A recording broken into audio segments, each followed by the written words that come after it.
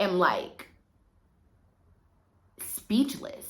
I have so many questions. I actually want to summon the president of Nigeria. Like, every person I sit down and have a talk with regarding Nigeria's power problem just can't really explain it to me enough for me to really understand. Like,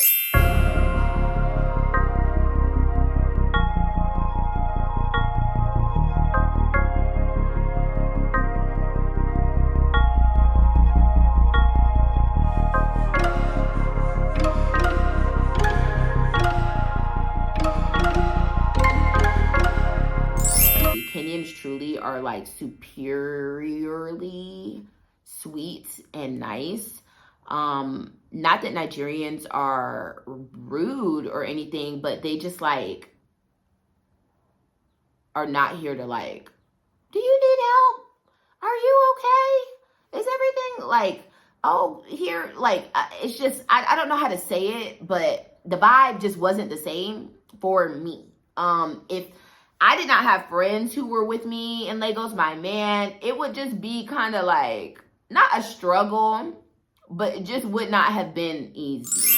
I'm going to the motherland for the first time. I want to know, should I go to Lagos? Should I go to Nairobi? Like, you know, which one is the vibe for me? This is why I'm here, and this is why I do these videos, okay, you guys? It's not to cause separation and competition. No, it's just to give information for people who are trying to consider both. Which one is for me? Which vibe do I want to catch? Which wave do I want to ride? So if I was Nigerian, if I was Kenyan, and I went to the United States, I would make hella videos.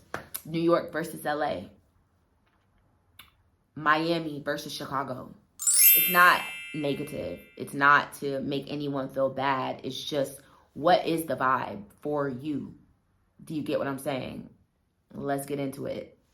So we can start off with when you're just arriving, okay? The visa process for Nigeria seems a little more complicated than the visa process for Kenya. Kenya has made it really easy. You can do an e-visa online. It's like $50. It's pretty cheap. The Nigerian visa process is definitely more expensive and extensive.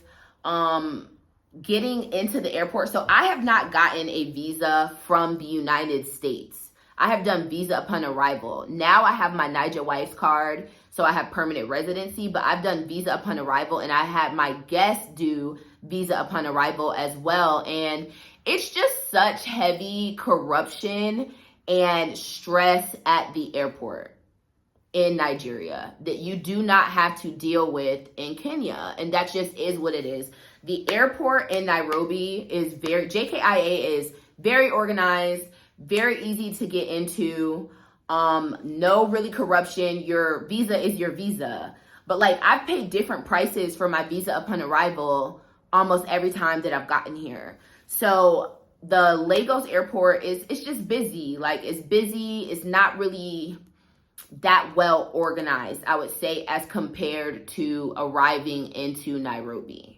So sometimes, you know, it's hard when you're on the way to something great. That's cool. So it was worth it once I got out the airport. But I can say overall, the airport/visa experience is a lot easier to deal with in Nairobi than in Lagos. It's just super congested because you also have more visitors.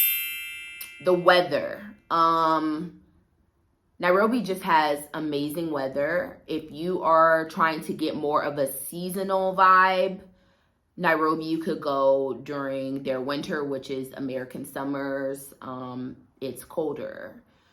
You can go to the beach where it's very warm all the time for the most part. Kenya, I would say, has a more diverse weather pattern in general than Nigeria, where it's just honestly hot as hell everywhere, which some people are looking for. And that is good to some people. Like, so if you're looking for a tropical, Caribbean, Jamaican type of weather, like I always tell people, if you can withstand Texas, you can withstand Nigeria. Like, it's hot as hell. The same way that it is in Texas, in Dallas. Like, it's just very hot. But Nairobi has very mild weather, which goes into air conditioning. Like, here in Lagos, my experience when the air condition went out, I was fucking miserable. Like, I can't breathe.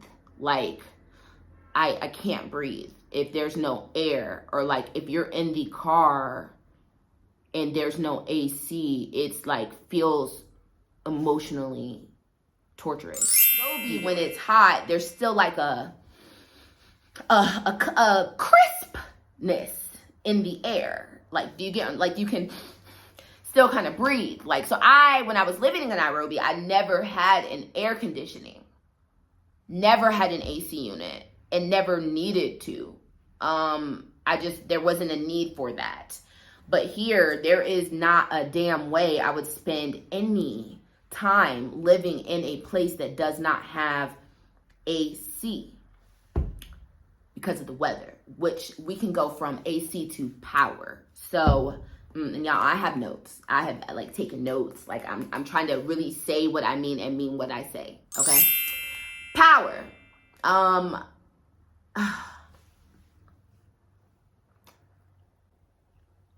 I am like speechless.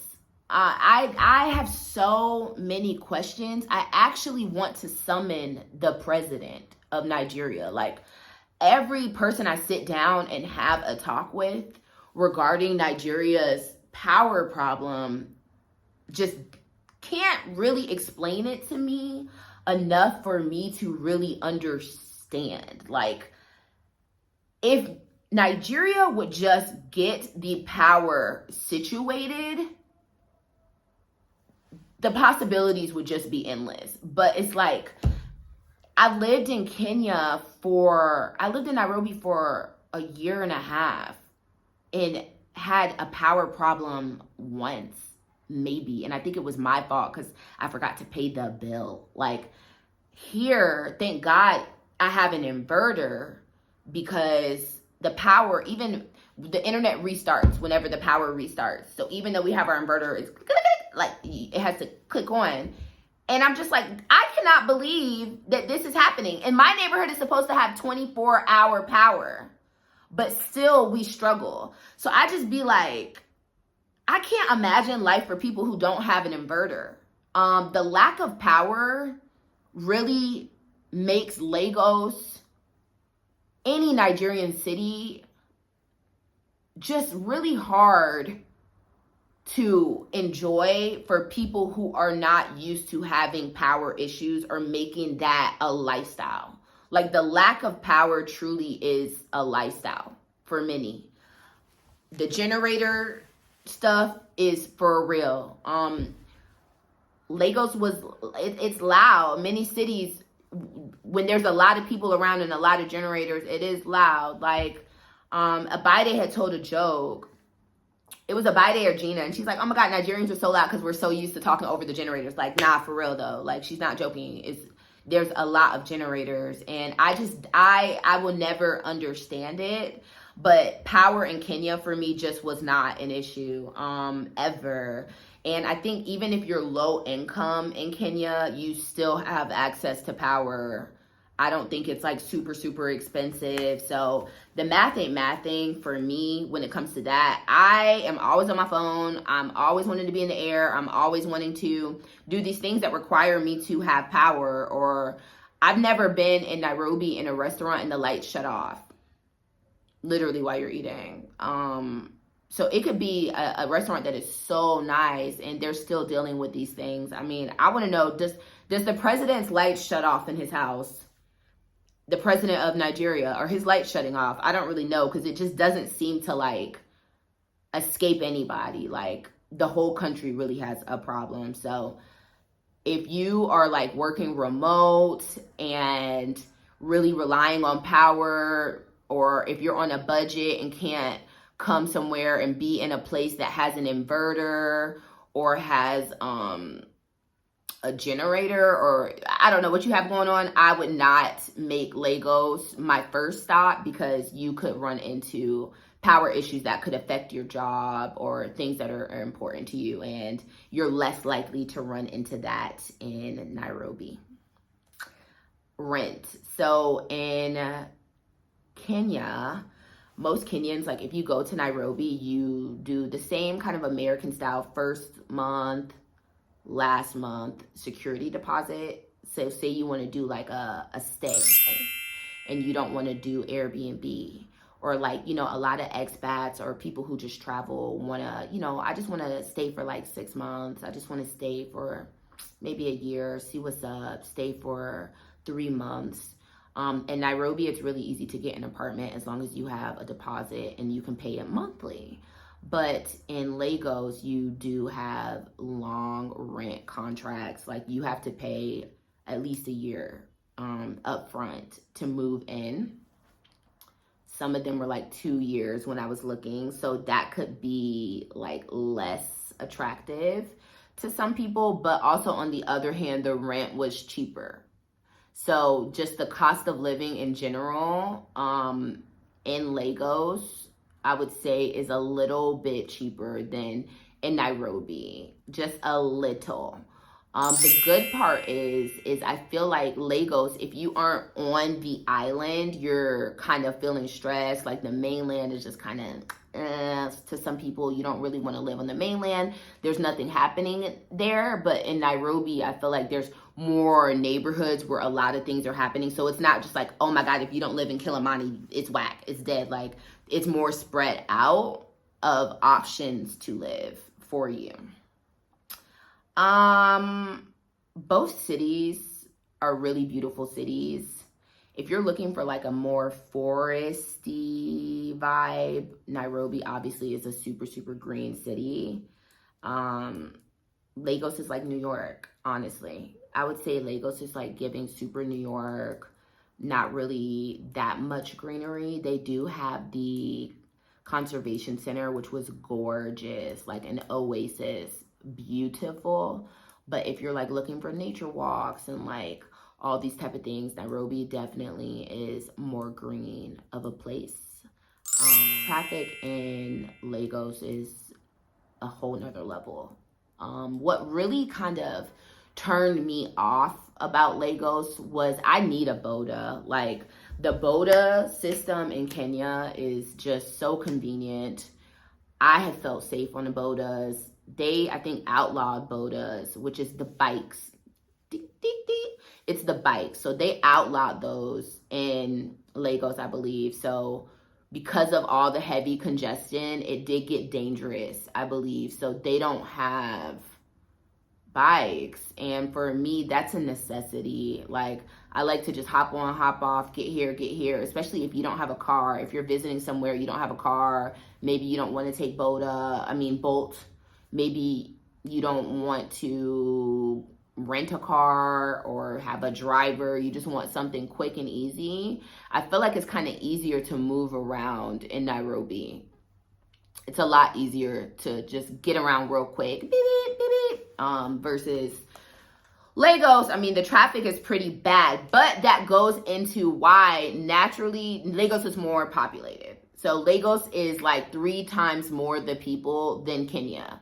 And the more people sometimes is the more vibes, more diversity, more nightlife. Like it is super fun. There's always something to do in both cities, but Lagos truly is like a New York City, right? And I would say like Nairobi could be like a Miami, like an LA type vibe. Do you get what I'm saying? But Lagos, anytime you have, and I don't want to sit here and be like, Lagos is more dirty. Lagos has worse water. Lagos has traffic. Anytime in any city, even New York is disgusting. Anytime you have a mass amount of people on top of each other, you're going to have these issues. So Lagos just has the issues that places with a massive amount of people have. And if that's not something that you want to deal with, I would skip that and go to Nairobi. Lagos has, one thing I was surprised to see is when it rains, the sewage and the irrigation, whatever it's called, is really bad. Like, the flooding on the roads were bad. The roads are pretty bad throughout the city. They're just not good. And I was wondering and asking people why, but it's also, even as they're maintaining, there's so much traffic and so many people, it's getting like worn. If you're a foodie, I would say go to Lagos for sure. Rice on top of rice on top of rice on top of rice on top of suya, on top of corn, on top of a lot of things. I think there's like a little bit more diversity on the streets. I have now realized that honestly, for my personal weight and body, Kenyan food is probably better for me, because this oil and all this and the rice and the soups really tried to take me out, y'all, and I had to get it together. So it just kind of depends. But I think as far as like street foods and foodies, there's more like soup options and things like that in West Africa in general. Lagos, the food scene in both. And that's why I honestly am just proud of this continent in general. Like, the food scene here just be so good. Like, people just be like, are you home? And I'm like, no, I'm in Lagos. No, I'm in Abuja. Like, no, this is actually my friend in Accra. Like, people really be sleeping on Africa and the food industry, the hospitality industry. Like, when I was in Lagos, every restaurant I went to was just a banger, aesthetically, food wise, and the same in Nairobi. So you can enjoy yourself anywhere that you go. If you're looking to go other places as well and not just stay in one city, I would say that Nairobi is probably a better idea for you than Lagos, because it is not really that easy to travel within Nigeria. Airbnbs are kind of less as you go out of Lagos and Abuja. There's less options for Airbnbs. Tourism in general throughout Nigeria is just not as heavy as far as being invested to and maintained than Kenya. You can easily take a train with no issues to Mombasa, to Nanyuki, to Naivasha, wherever, if you're in Nairobi, and also come back in time for your flight. You know, I think that in Nigeria, the mechanics, the logistics of flying outside of Lagos to like Jos or Benin City or Port Harcourt, it's just not as simple, and it's also not as reliable from what I have experienced. The flight kept getting pushed back. My domestic flight literally just kept getting pushed back and pushed back and pushed back. And I just kept thinking in my mind, oh my God, what if I was flying out of Nigeria to home, to the States? Like, I would miss my flight because y'all want to push this flight back 6 hours, 5 hours, 2 hours. Like, you know, some people are running on a tight schedule.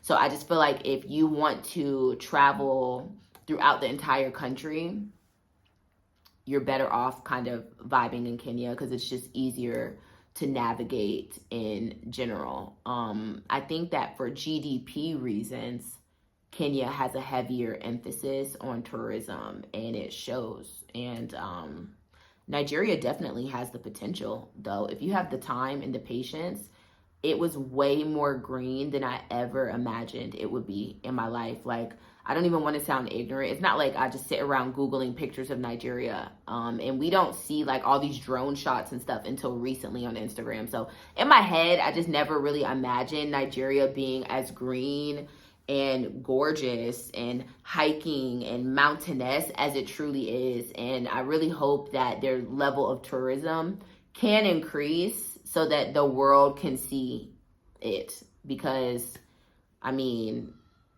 the land is there, the infrastructure is not, the maintenance is not. Kenyans are a little more welcoming. Like, Nairobi is just easier to navigate as a new person walking around and you don't know anybody and maybe you need help from friends than like pulling up in Lagos. It's just not as easy to navigate on your own in Lagos compared to Nairobi. Kenyans truly are like superiorly sweet and nice. Not that Nigerians are rude or anything, but they just like are not here to like, do you need help? are you okay? Is everything like, oh, here, like, it's just, I don't know how to say it, but the vibe just wasn't the same for me. If I did not have friends who were with me in Lagos, my man, it would just be kind of like, not a struggle, but it just would not have been easy, especially like at the airport. Just, it's just not as easy to like navigate, in my opinion. Even vlogging, y'all, like, I have never been yelled at so much for vlogging in my life, honestly, than when I was in Lagos. I was getting yelled at, seriously. You don't buy, you record, you don't buy. Like, I deal with that even in Abuja. Like, I don't know, like, my experience vlogging in Nairobi, and I talked about this in my other videos. My experience vlogging in Nairobi, I have a lot more like, put me in your video. Oh, hey. Oh, you know, what are you recording? Or just like a, hey, I don't want to be in it. Like, can you make sure I'm not in it? And I'm like, oh, no, you're not in it. Like, it's fine. But like, in Lagos, in Abuja, it's aggressive. It is aggressive. So the tone, we can say, is a little different. But I also appreciate that at times too. So it's just tomato. I did not give M-Pesa in Kenya the credit that it deserved, to just how functional it is. Like, the one thing that really is hard for me, when you pull up to Nigeria, you can't just take your passport and like get a bank transfer or something where you can transfer. So Nigerians do POS, where you can like pull money in a lot of different places and use it, or money transfer bank to bank really easily. But M-Pesa is just more uniformal. It's not bank to bank. It's like very uniform. You can get it with your passport. You can get it if you're there just for 2 weeks. You can, it's just easy and accessible and very functional. Every single place takes it. It's kind of difficult pulling up in Nigeria. And also because the cash, like, you don't want to be walking around. I think their biggest note is 1,000. But some things that you buy could be 100,000 easily, or like if you go out to eat. So the cash is too much, and the accessibility and lack of like a uniform transfer, especially for foreigners, can kind of make it a little difficult, I think, at times, which is why I was saying like Nairobi seems a little easier to navigate independently if you don't know somebody and you're just pulling up, because I mean, M-Pesa is pretty easy to get. Sewage and the irrigation, whatever it's called, is really bad. Like, the flooding on the roads were bad. The roads are pretty bad throughout the city. They're just not good. And I was wondering and asking people why, but it's also, even as they're maintaining, there's so much traffic and so many people, it's getting like worn quickly. So like, they can even do the maintenance. It's not like they're just like, oh, fuck the roads, but there's just so much traffic and so many people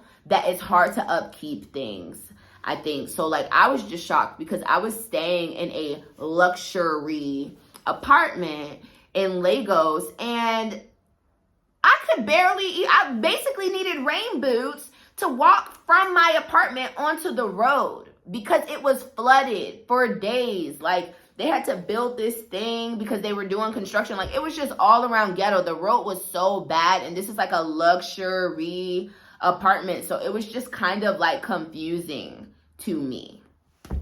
But I do believe that the infrastructure in general in Nairobi is a little more modern, especially when you're looking at apartments. You guys can go even just look at Airbnbs. The infrastructure, so it might be a little more expensive on the Nairobi side, but the infrastructure is pretty more modern. I think more like high-rise apartment type vibes that are like super norm. Nightlife, I would say, for both is just, it's good for both. I didn't like see a big difference, honestly. Both is like a super vibe. If you're really truly looking for a beach experience, Lagos is not where you really need to go. They do have beaches, but it's not the type of beach that you're like, let me take a dive. Like, it's more of a vibe, not the actual beach activity. Like, I want to snorkel. I want to go glass boating. I want to look for starfish. No, it's not that type of beach. So if you're a person like me who likes to just look at the beach from the pool, or like drink on the beach from the restaurant, looking at the beach, listening to the waves. I don't even think I actually heard waves. Honestly, when I was in Lagos, I don't think I heard waves. I don't know. It's a man-made, not even man-made. It's just not beachy. Like, so if you're looking for like beach activities, I would go to Nairobi and then go over to the coast, because obviously there's no beach in Nairobi.